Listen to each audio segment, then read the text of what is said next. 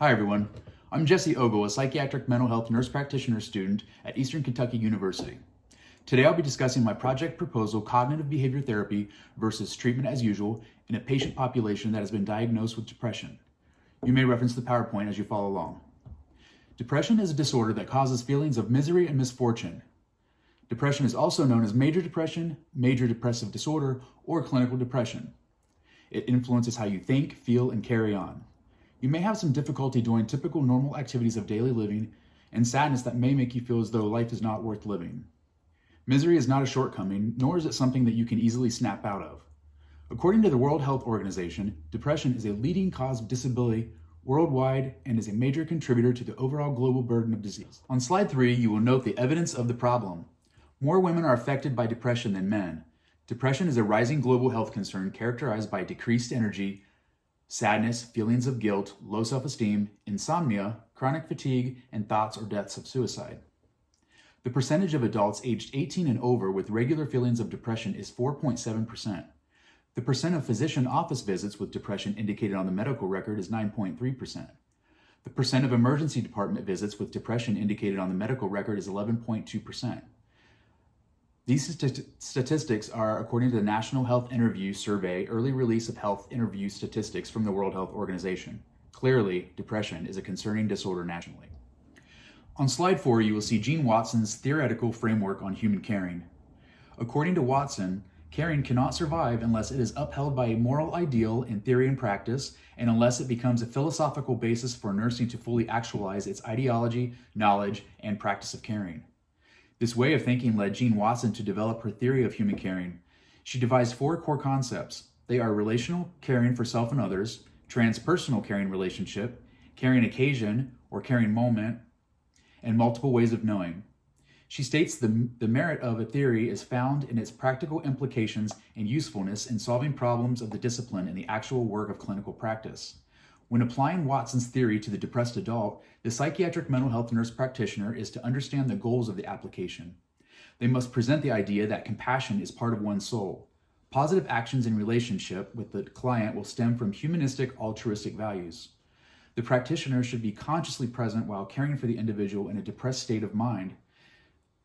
Developing a healthy and trusting relationship promotes a positive process in the whole person concept. Other application processes to promote this working theory are to integrate individualized care plans, educate for self-awareness of their needs, and seek to better understand their own specific needs. In the depressed adult, this theory places emphasis on harmony, balance, and human dignity. On slide 5, you will see the different studies I researched and evaluated on the effects of cognitive behavioral therapy, or CBT.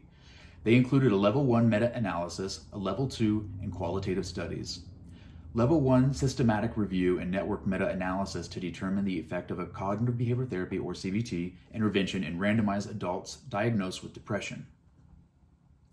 It explores the use of network meta-analysis to estimate the relative effectiveness of different content components and delivery formats reported in randomized controlled trials of CBT for depression, allowing the synthesis to discover lower depression scores and symptoms as compared to those individuals receiving treatment as usual.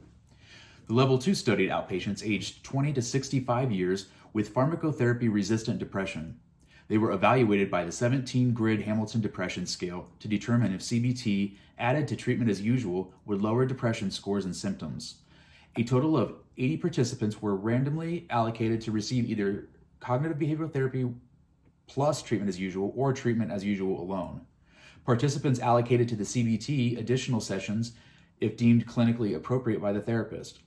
The beneficial effect of the intervention on treatment response was confirmed at 3, 6, and 12-month clinical follow-ups. The qualitative review study used participants who had previously gone through CBT. The goal measure was to find out if the individuals still utilized and valued what they were taught in previous therapy sessions. Semi-structured interviews were conducted with participants who had been through CBT 4 years earlier. Interviews were audio recorded, transcribed, and analyzed for completeness and accuracy. 20 participants were interviewed. Analysis of the interviews using the PHQ-9 depression scale suggests that the individuals who viewed CBT as a learning process at the time of treatment, recalled and used specific skills to manage their depression once the treatment had finished. On slide 6, you will see my synthesis of study in 4 different realizations. A, CBT has a significant positive effect on depressed individuals. B, intervals or the length of treatment in healthcare settings does not really affect or impact the results of cognitive behavioral therapy. C, the most important factor is that the patients engage in the therapy as a learning activity. And D, important consideration for those individuals which treatment as usual is ineffective. On slide 7, you will see that I suggested an intervention to be utilized by the psychiatric mental health nurse practitioner. Cognitive behavioral therapy integrates many different methods for use. The practitioner can introduce relaxation and mindfulness practices such as progressive muscle relaxation, or PMR, meditation, and deep breathing. PMR involves the systematic tensing and releasing of each muscle group combined with deep breathing and mental imagery. Mindfulness meditation is to clear the mind and focus on sensations and thoughts in the moment. Observe them and allow them to pass. In deep breathing, an action that is physiologically incompatible with anxiety and depression can be used. These techniques are a part of cognitive behavioral therapy. There are but a few of the many suggestions that can be coupled with cognitive therapy. And on the final slide, you will see the different clinical settings where the practitioner can implement their CBT. They include inpatient psychiatric treatment centers or hospitals, outpatient visits to private practices, addiction and rehab dual diagnosis centers, and scheduled outpatient group meetings.